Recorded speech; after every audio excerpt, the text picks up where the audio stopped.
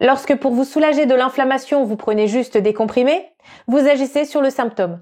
Vous vous anesthésiez pour ne pas ressentir l'inflammation présente, comme si vous débranchiez l'alarme lors d'un cambriolage, pensant que le problème est réglé. Ce n'est pas le cas, car vous n'agissez pas sur la cause. Il faut savoir que l'inflammation ne peut avoir lieu qu'en milieu acide.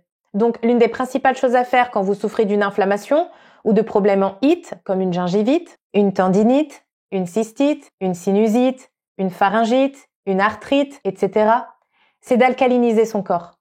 Idem en cas de calculs rénaux, de problèmes dentaires, de brûlures d'estomac ou même de maladies parmi les plus craintes aujourd'hui. Mais évidemment, ce que je vous dis là ne remplace en rien votre traitement, ni une consultation avec un médecin si vous avez un problème de santé. Allez, on fait le point tout de suite sur ce qui alcalinise et ce qui acidifie.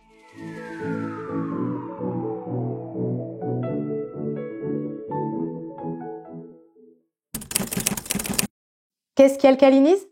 La détente, une bonne nuit de sommeil, une bonne oxygénation, avec la respiration en conscience par exemple, comme la cohérence cardiaque, la méditation, les sports doux comme le yoga, le tai chi, le qigong, le trampoline ou la marche en nature.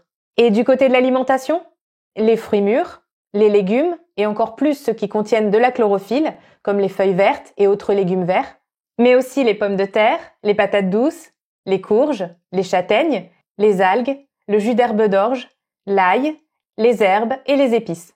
Pensez par exemple au jus de céleri ou au jus de concombre, qui sont des jus extrêmement alcalinisants. Consommez des épinards crus, ainsi que des graines germées. Pour le côté rassasiant, car il est important que vous mangiez à votre faim, misez sur la pomme de terre vapeur avec sa peau.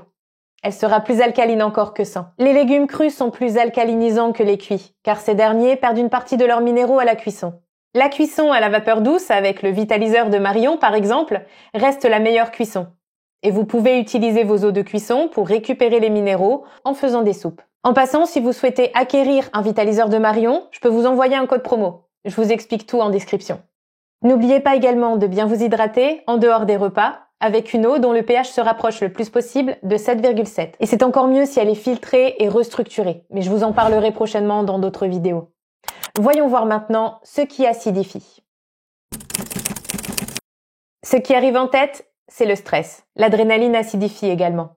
Le manque de sommeil, comme vous avez pu le comprendre, ainsi que les produits transformés, les protéines animales, y compris les produits laitiers, la plupart des aliments gras, les boîtes de conserve, qui contiennent souvent de l'acide citrique ou d'autres correcteurs d'acidité pour garantir une meilleure conservation, le sel, le café et tout ce qui contient de la caféine, l'alcool, la cigarette, les sodas, les jus de fruits du commerce, les sucres raffinés, le vinaigre et les céréales. Évitez également les jeûnes, même le jeûne intermittent, car ces pratiques acidifient, faisant tourner le corps à l'adrénaline. J'ai une petite anecdote à vous raconter pour vous montrer l'importance de ne pas avoir une alimentation trop acidifiante. Avec mon mari, qui est d'origine asiatique, nous avions une sensibilité dentaire en mangeant certains aliments comme les dattes il y a quelques mois. À l'époque, malgré une alimentation végétale, nous mangions beaucoup de riz complet, ce qui est acidifiant. Alors on en consomme encore un peu de temps en temps, mais on a très fortement diminué, mettant le paquet à la place sur la pomme de terre vapeur. Et pour lui comme pour moi, depuis ce changement, les sensibilités dentaires ont complètement disparu. On peut profiter pleinement pour déguster nos dattes. Attention, point important. Acidifiant ne veut pas forcément dire avec un goût acide.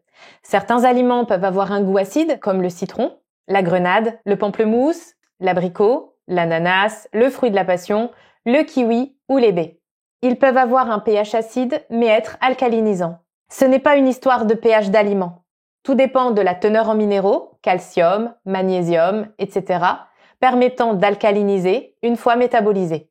Par contre, certaines personnes dont le foie est fatigué peuvent avoir du mal à bien assimiler ces minéraux, et du coup accuser certains aliments censés alcaliniser malgré leur pH acide de les acidifier.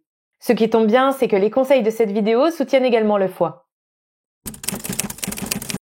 La société nous incite à consommer énormément d'aliments acidifiants. On en voit partout, et ils sont souvent addictifs. Pourtant, pour avoir un bon équilibre acido-basique, nous devrions consommer au moins 80% d'aliments alcalinisants. Encore plus en cas de stress, d'inflammation ou d'insomnie. Mais bien souvent, malheureusement, c'est l'inverse qui est fait. Donc, je vous invite vraiment à y prêter attention et à faire les changements nécessaires en allant à votre rythme, bien sûr. Il faut savoir qu'un excès d'oméga 6 par rapport aux oméga 3 cause aussi de l'inflammation, ainsi que d'autres problèmes. De ce côté, pensez aux algues. Vous pouvez aussi vous supplémenter avec un complément d'oméga 3 végétal riche en DHA et EPA. Vous trouverez le lien de celui que je recommande en barre d'infos. En plus des oméga 3 sous forme végétale, pour lutter contre l'inflammation, vous pouvez prendre certains compléments anti-inflammatoires et alcalinisants, tels que le curcuma, le gingembre, le silicium, l'ortie, le MSM, le romarin, le bisglycinate de magnésium, la camomille ou la réglisse par exemple, si vous n'avez pas de contre-indication.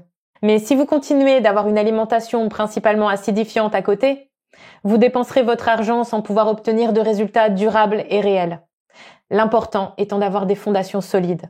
D'ailleurs, je ne vous conseille absolument pas de tenter de rattraper le coup en buvant du bicarbonate, puissant alcalinisant, pour compenser une alimentation trop acidifiante. Cela pourrait dérégler beaucoup de choses, nuisant à l'homéostasie. Ça pourrait faire plus de tort que de bien au final.